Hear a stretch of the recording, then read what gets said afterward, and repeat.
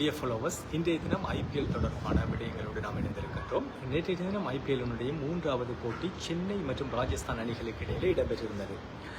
முதலில் துடுப்படுத்தாடிய சென்னை அணி 127 ஓட்டங்களுக்கு சகல விக்கெட்டுகளையும் இழந்திருந்தது 19 ஓவர்கள் நிறைவில்.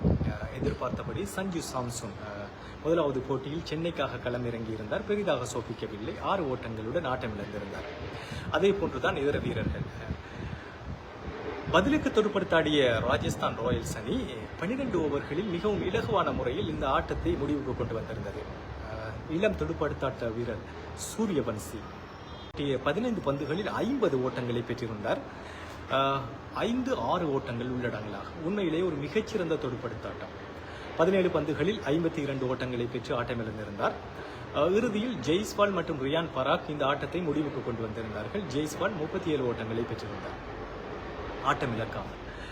அதே சமயம் பாகிஸ்தானுடைய சூப்பர் லீக்கிலும் ஒரு முக்கியமான ஒரு நிகழ்வு நேற்றைய தினம் இடம்பெற்றிருந்தது. பாகிஸ்தானுடைய வேகப்பந்து வீச்சாளர் நசீம் ஷாவுக்கு எதிராக பாகிஸ்தானுடைய cricket board 20 million Pakistan rupees அபராதமாக விதித்திருக்கின்றது. அண்மையில் பாகிஸ்தானுடைய சூப்பர் லீக்கின் ஆரம்பகட்ட நிகழ்வுகளின் போது பஞ்சாப் மாநில முதலமைச்சர் மரியம் நவாஸ் ஷரீஃப் கலந்து கொண்டிருந்தார். அந்த கலந்து கொண்டிருந்த விடயத்தை விமர்சிக்கும் விதமாக ஒரு ட்வீட்டை இட்டிருந்தார் நசீம் ஷா. அது மிகப்பெரிய ஒரு சர்ச்சையினை ஏற்படுத்தியிருந்தது. அந்த சர்ச்சையின் பிற்பாடு பாகிஸ்தான் கிரிக்கெட் போர்டு இவ்வாறான ஒரு தீர்மானத்திற்கு வந்திருக்கின்றது. பாகிஸ்தானுடைய கிரிக்கெட் வரலாற்றிலேயே ஒரு மிகப்பெரிய அபராதம் விதிக்கப்பட்ட ஒரு வீரராக நசீம் ஷா மாறியிருக்கின்றார். பொறுத்திருந்து பார்ப்போம் இவ்வாறான விடயங்கள் இனி வரும் நாட்களில் நடக்கப் போகின்றது என்று.